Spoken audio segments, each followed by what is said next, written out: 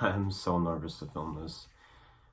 Um, I need to clarify some things. So today I'm gonna be talking about my coming out story. I feel like this needs to be out there. I feel like there's still new generations of people coming out, and I feel like everyone's story is different, and everybody takes from other people's stories and their experiences, and it helps them. So this is for maybe some advice for somebody or more clarification and for other people to kind of understand where I'm coming from. Um, but yeah, so today I'm going to be telling you guys about when I came out and how it's been since then. Um, so if this doesn't interest you, please click off. It's just going to be me sitting here talking about everything and telling you what happened and what I've been through these last few years. But I'm just gonna start because I'm kind of like rambling and a little bit nervous. So sorry if I kind of get sidetracked. But basically, I came out when I was 18, freshly 18. This was 3 years ago. I didn't know what I was doing, and I wasn't ready financially, mentally, physically, in every aspect. I was not ready to do that. I thought that I was ready, and by I was pushed by somebody I was talking to at the time. Was a lot older than me, and I took his advice, and he told me to come out and get it over with, and that was the beginning of a 3 year nightmare for me. I told my mom that I was gay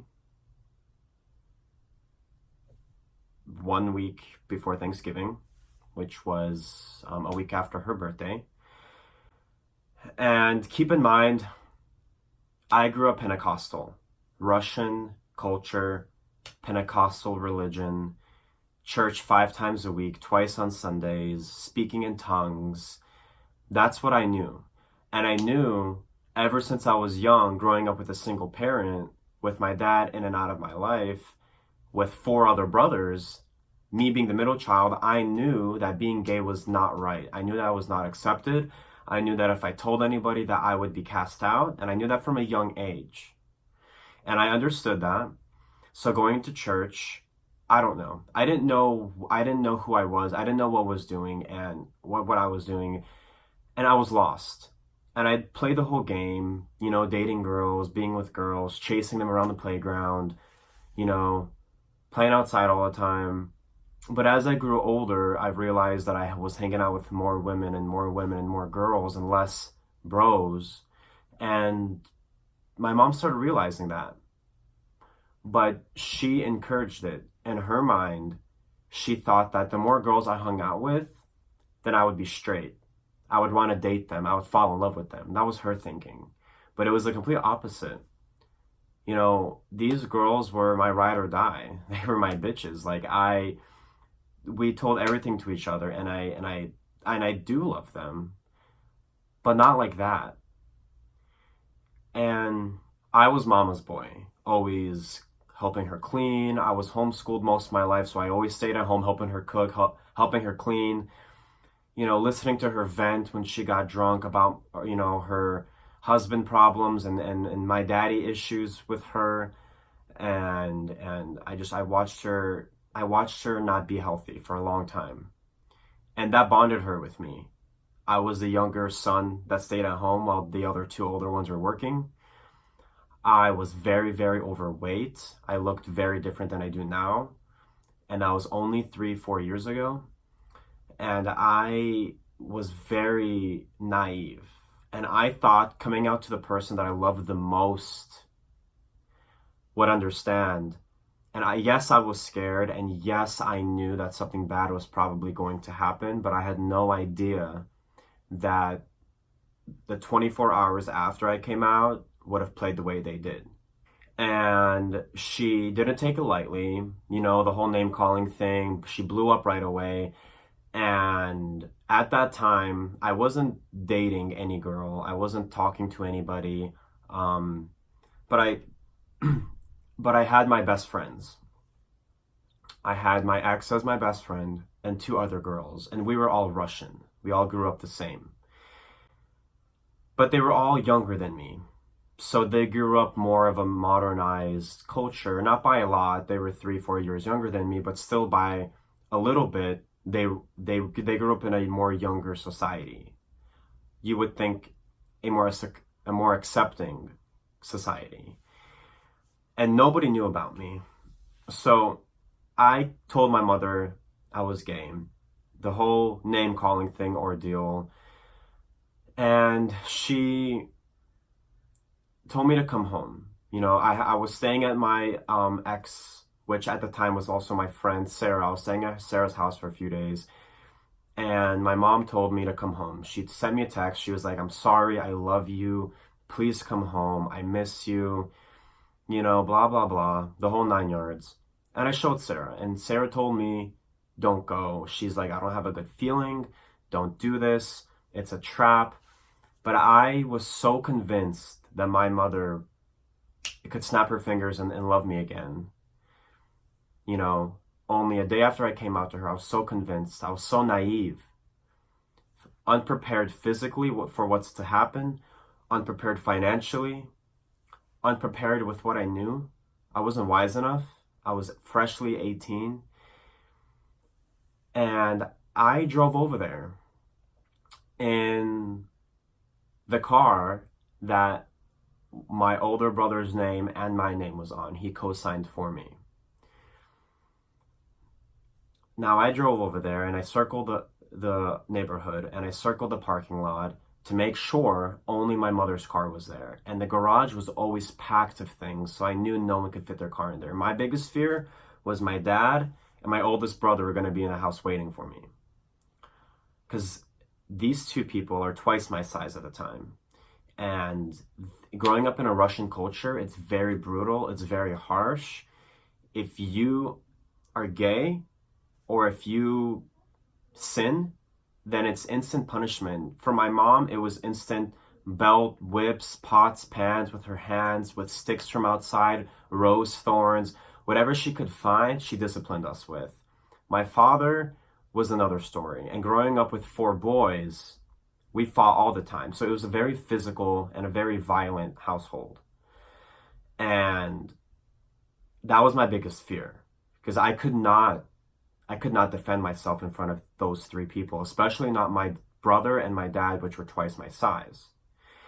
So I pulled up, I texted Sarah, my ex, and I said, "Hey, if I don't text you in 5 minutes, you need to drive over here and get me," because I knew something was going to happen. I walked in the door, scared, my keys in my pocket, my phone in my other pocket. My mom opens the door, smiling, very happy to see me, gives me a hug, a hug that lasted a few seconds too long. And she started crying when she hugged me, which you would think is normal, but for my mother, that wasn't normal.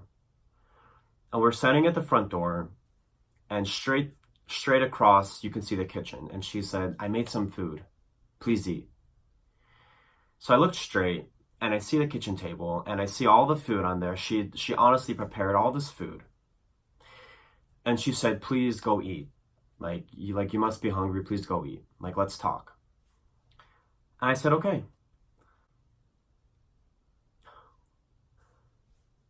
So I walk 4 steps in, and as I'm walking to the kitchen, my mother slams the door and locks it. Way too quick, way too loud. And I turn around. I didn't say anything, but I looked at her, and I read her eyes, and I knew in that fucking second that I was in a trap and I needed to get out. As soon as those thoughts ran through my mind, because the stairwell was right next to the door that led upstairs, she looked up there and she yelled for my brother and my dad to come down because he's inside now. Come get him. So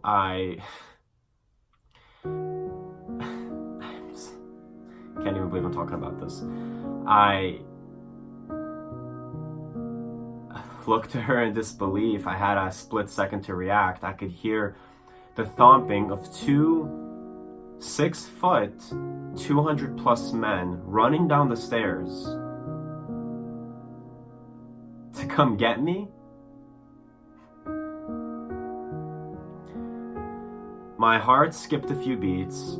My first reaction was, because at that point, I was halfway through the hallway, so the door to the garage was right there, and my thought was, get in the garage, click that green button on the wall to make the door open, slide under the door, jump in my car, drive off.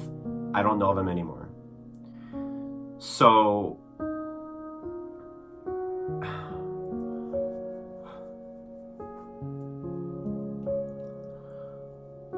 I clicked the button, and I'm running through the door, and before I ran all the way into the garage, my mom pulls me. And I love my mother, and at that point I was scared, and I knew that I needed to defend myself. And at the point that she held on to me to keep me from getting into the garage, my brother and my dad were maybe 10 feet behind her, very close to me, just around the corner of the hallway. And I pushed her back as hard as I could to get her away from me, clicked the button in the garage, and saw my dad's car and my brother's car parked in there. And keep in mind, there was so much stuff in the garage. They literally put everything out, parked their cars in, and threw all this stuff around their cars because they knew that it wouldn't fit unless they did that. So I had nowhere to run. I started getting on my brother's hood to get over his car because the garage door was still opening. My brother's first went in the door. He yanks me off, starts wrestling me. I have like very little fight against him. I'm squirming around. The only benefit that I had was that I was smaller and I was a lot quicker than he was, so I kept squirming around and trying to get out. I started kicking and throwing my hands, and he kept trying to put me in a headlock while my mom's in the back laughing, saying that I'm gonna get the gay beaten out of me now. And my dad comes in, closes the garage door, and as my brother puts me in a headlock, they start taking my phone and my keys from my pockets. And I honestly thought that they were going to kill me. Not being dramatic, but in that moment, that was very scary for me. I never expected my family to do that after everything that we went through. And I never expected I never expected my mother to set me up like that after everything that I did for her. Of all the sons, after everything I did for her. And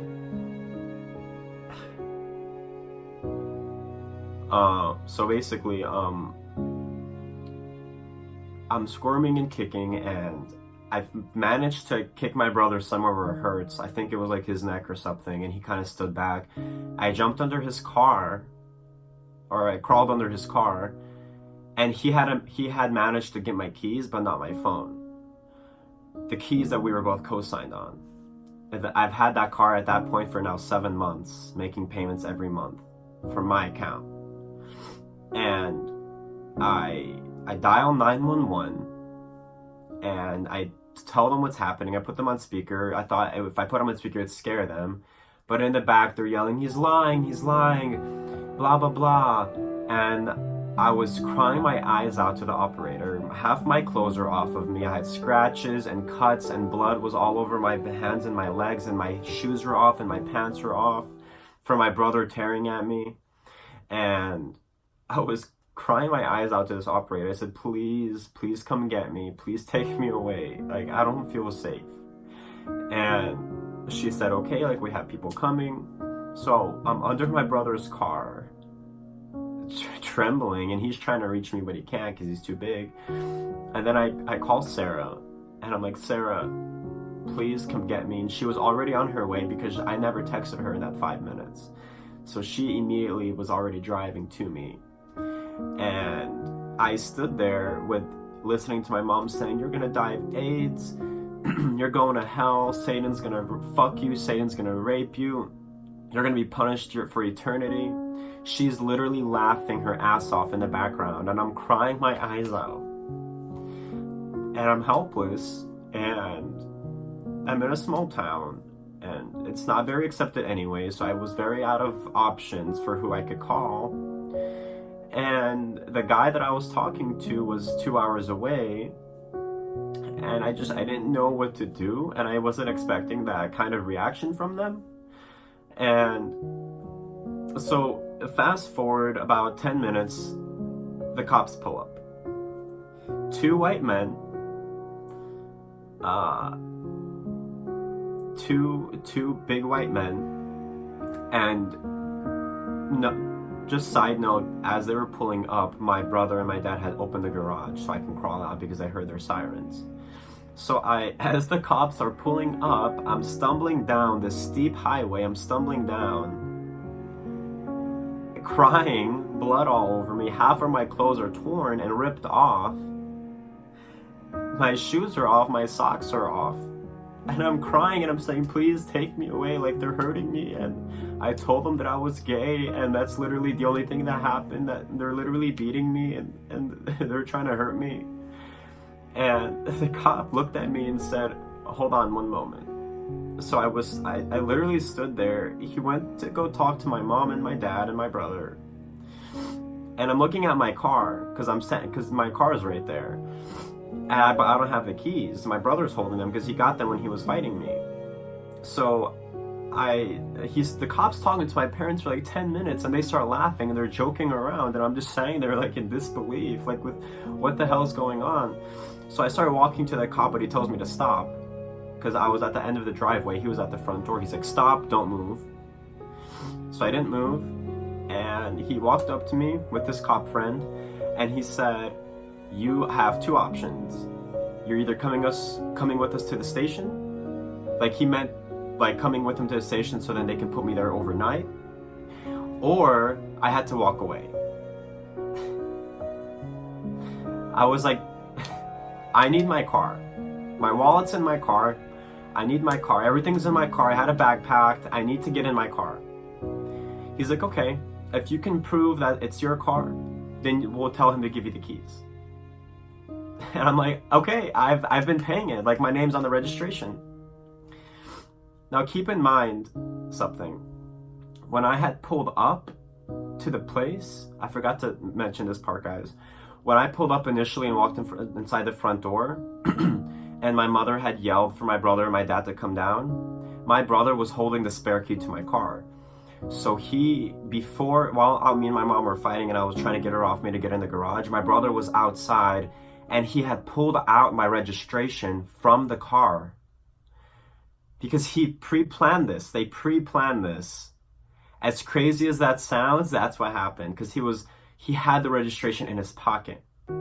So fast forward everything, and the cop's like, if you show me it's your car, we'll let you drive away in it. I'm like, okay, easy. And I'm like, can you tell my brother to open the car? So my brother clicks, and he opens the car. I go to the glove box. The registration's gone. So I had my license. I'm like, I have my license, but I swear the registration was there and it's not. Like, he took it. So my brother pulls one out of his pocket. He's like, well, here's the copy. And as you can see, and he was the co-signer.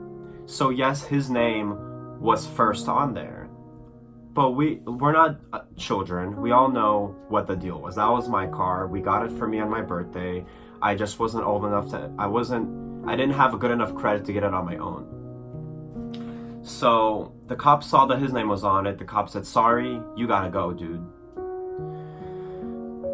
So he's like, you gotta go, like, get off or you're coming with us. Like, get off the property or you're coming with us to the station. Like, threatening. He didn't take my report. He didn't take my statement. He didn't take anybody's statement. Didn't even ask me what my name was. And Sarah pulls up finally. And such big relief when I saw her. And I jumped in her car and I said, drive, please drive. And she's like, cops are here. I'm like, please drive, like, just go. And the cop is saying something to them as we're driving away, and she just keeps driving, and we drive back to her house. And I call the guy that I'm talking to, and he comes and gets me in the morning. And I tell him everything that happens, and we go to the police station. So we ended up talking to the sheriff, somehow by miracle. And I'm like, look at these cuts, look at these bruises, like, I don't have anything. Like, I just came out to my parents. Like, I'm not trying to cause a scene, but they kicked me off the property, and I just need to get my stuff. Like, I need to get my wallet. I need my phone. I need my things. Like, I need my car. I just want to get out. I want to leave. Like I just had left my job. Like, I didn't have any money. Like, I need to go. And he was like, I understand. He's like, well, why did they kick you off? And I said, well, I told my mom I was gay, and they started hurting me, and the cops came, and they told me to leave. So long story short, his daughter, the sheriff's daughter, had just told the sheriff, her father, that she was lesbian the day before that. So he just went through the same thing, but he was accepting of her. So when I told him what happened with me, he was completely understanding and just in shock and disbelief. So they tracked down my recording of when I called 911. They tracked down the officers that were supposed to be there. They found out the officers never reported being at that house, never took anybody's statement, never took anybody's report, never recorded that they left the residence, because apparently they're supposed to record that they were there, and they didn't. They didn't even put that anywhere, as if they had never visited that address. Those cops happened to be in the building when I was there the next day. The sheriff asked them to come down to the room I was in.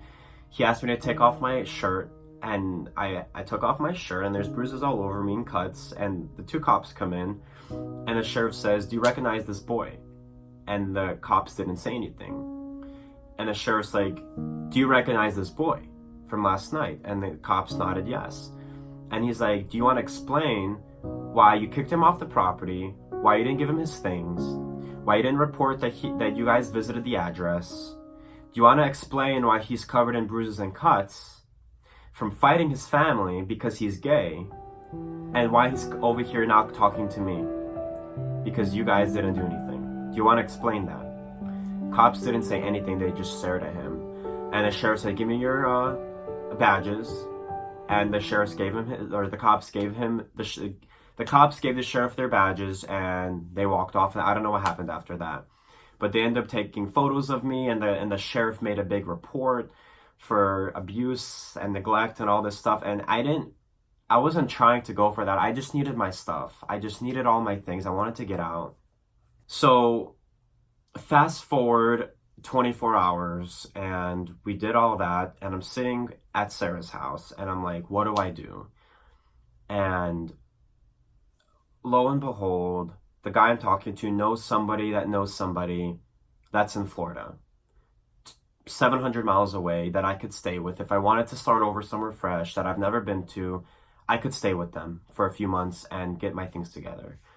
Keep in mind, I didn't have an ID. My parents took it. I didn't have my social security. I didn't have my birth certificate. I didn't have a car, a job, any money, and only a quarter of my belongings. The guy I'm talking to thinks it's a great idea to start a GoFundMe account for me.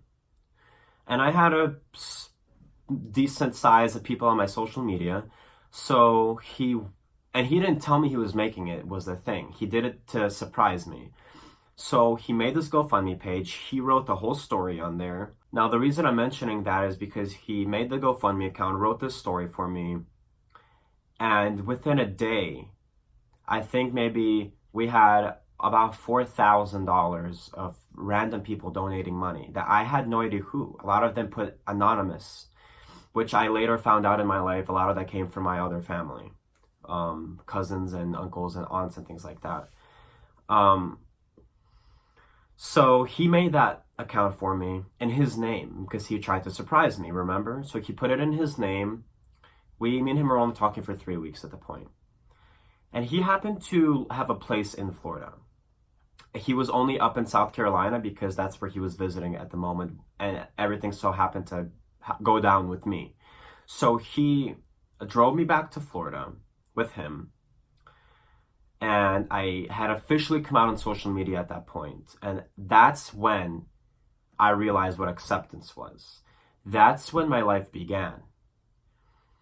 That was in November of 2016. It's been 2.5 years now. And I didn't know who I was. I didn't know what was going on. I didn't even know what being gay meant. I knew that I liked guys. I knew that I was attracted to guys. But I didn't know what being gay meant. I didn't know what gay culture was. I didn't know what a gay vibe was. I didn't know anything. I was in a small town, in a small country town where only Russians, and you didn't really hear of gay there. So we arrive in Florida. I have my backpack. Me and him are talking. At this point, I realize I don't like him anymore. He did a great thing for me, but all the little details of the drive back and us staying up there, I realized that because of everything happening, it wasn't a time for me to be in a relationship. And he understood that. Now, when I told him I was cutting things off, and they had dropped me off at those, it was a gay couple that he knew that let me stay at their home for about 5 months. But when he dropped me off at their home, I told him, strings are cut, like ties are cut. I need to get my stuff together. I need to get a living. Now, the GoFundMe page had stopped, but it was going to take up to 5 business days to deposit in his account, which he was going to give to me to get a car. He took that and dipped. He went to Chicago, or so I heard, and he left. So from that point on, all I knew was struggle, work hard, don't give up, don't let people get too close to you, get on your feet. And that started a cycle, a 2-year cycle of me in and out of jobs, going in and out of depression, my weight fluctuating very heavily. I would be very skinny, then I'd gain 50 pounds the next month, then I'd lose 60 pounds and be skin and bones. It took me almost 5 or 6 months to get my car because I had to get my license, I had to change my mail, which I needed a birth certificate, then I needed a social, then I finally was able to make an ID, then I could make my license, then I could get a car loan. So it was very hard, very, very hard getting on my feet. So a lesson that I learned: trust is a huge thing that you can give away. Huge. Trust is dangerous. And I trusted my parents. And that was my fault for assuming they would react in a good way. And I wasn't prepared for what could have happened. So my lesson learned was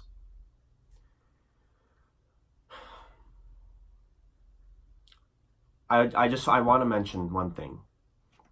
I don't regret anything that happened.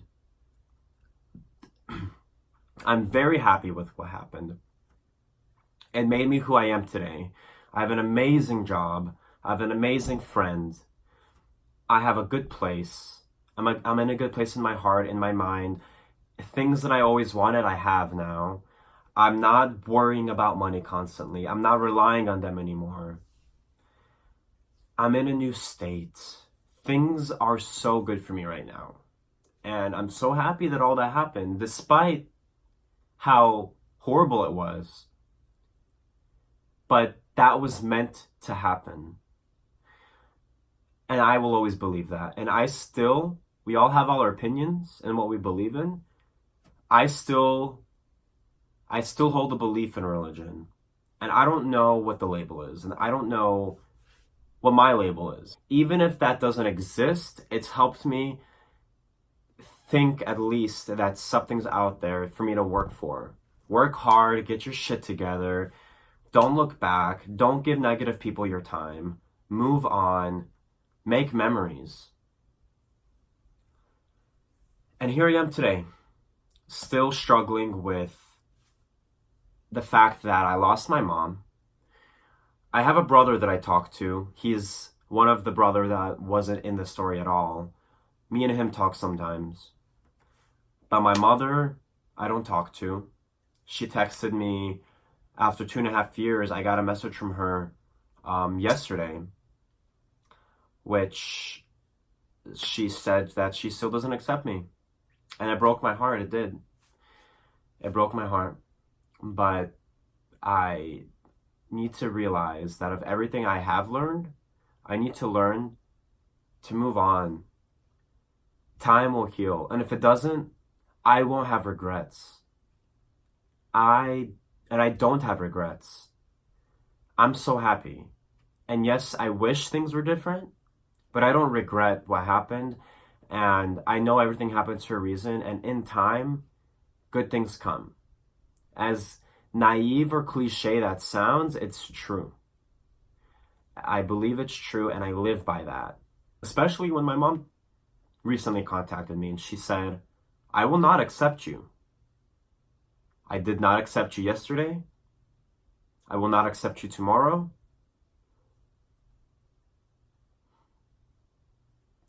I will not accept you today, and I don't accept you now. Like, did she get that from a book or something? Like, a book, How to Break Your Son's Heart? But yeah, that's my coming out story, and hopefully I've inspired somebody out there that it can get so bad, and there's so many more details that I could have talked about that would have made this such a long video. But that's all that needs to be discussed, and that's all that matters. And if you're going through a hard time, and if you think that you might be unsafe, please, and I know everybody says this, but you need to have somebody you can trust. Not trust like trust in with a doubt, but fully trust in somebody that you can tell or revert to, that can have your back if things go south. And if there's nobody, then the only person that has your back is you. I had to learn that when I came to Florida. You gotta stay strong. You gotta think positive. You got to, whether you're religious or you're not, you gotta think positive. If you're not religious, then think positive into the universe, or just absorb other people's positivity, but have a good outlook, because it does get better. And it doesn't get better right away. It's almost 3 years now for me, and I'm just now having the courage to make this video. And I'm just now having the courage to show that I'm okay now. In here and in here. I'm okay. And I can talk about this. I feel safe talking about this. No one's gonna come for me. No one's gonna hurt me for outing them. Like, I feel comfortable. You need to do what's right. And whether you're out and you still feel like you can't relate to somebody, like everybody has it easy, because a lot of people do have it good. A lot of people have accepting parents. And kudos to them. Like, I'm so happy for those people. I am. Because it makes me so happy to know that people, not everybody has to go through that. Whether you're gay, lesbian, whatever your title is. But for those that do have it hard or think they will, take this as an example that it's going to be a tough journey. It's going to be a tough journey. But it will make you so strong, and it will make you so bold and so brave that you can accomplish anything. You can walk into any interview, wherever you have to start over, and you can get that job. And you can build your credit back up, and you can get some money, and you can go buy yourself things that your parents could have taken away from you. You can get yourself a new phone. Yeah, maybe you'll have to ride the bus to work, because that's old-fashioned or old-schooled. Or yeah, maybe you'll have to ask people for rides, or maybe you'll have to walk to work like I did. I had 3 jobs and I walked to work for some time. It'll be hard. I got 2 cars repossessed from me. I had credit cards taken away. My credit was shot. Negative in the bank all the time. All these hundreds of dollars of negative fees. Nothing in my name. And now I'm so blessed and so happy. It took 3 years, but I kept my head on my shoulders, and I met some amazing people in Florida, and you know who you are, that have stood by my side, even if it was for a limited time, whether it was on social media or in person or at work. You know who you are. But there's a handful of people that I met that I never knew before coming out, that I met after coming out, that had my back. Some of them are not in my lives now, but they come and they go. Everyone comes in your life for a reason. It's my version of saying little guardian angels in other people's bodies. They're there to help you and to guide you. And you have to believe in something. If you don't believe in something, it's going to be hard. But that's it, guys. Sorry for rambling. Thank you for watching this. Sorry that I got emotional earlier. I haven't talked about this in a while, and it feels good to get off my chest. And I hope somebody takes this video as some sort of inspiration. I'm not the wisest person on the planet, but I did go through a lot, and a lot of you do. A lot of you go through worse things. And a lot of you don't go through it at all. But whatever side you're coming from, this is reality, and this is how life still is. It's 2019, and it's still a problem. There's still thousands, if not hundreds of thousands of boys and girls that are scared, and especially the ones that are European. And if you're from another culture, it's so much harder. Or if you grew up in a very religious family, it's hard. Even if you're not religious, or if you're from another culture or nationality, it's still hard. You gotta do what you gotta do. You got one life, so make it right. But that's all, guys. Thank you for watching this. Again, I'm gonna shut up now. I am glad that I finally made this video. Please leave your comments in the comment section if you would like to share some experience.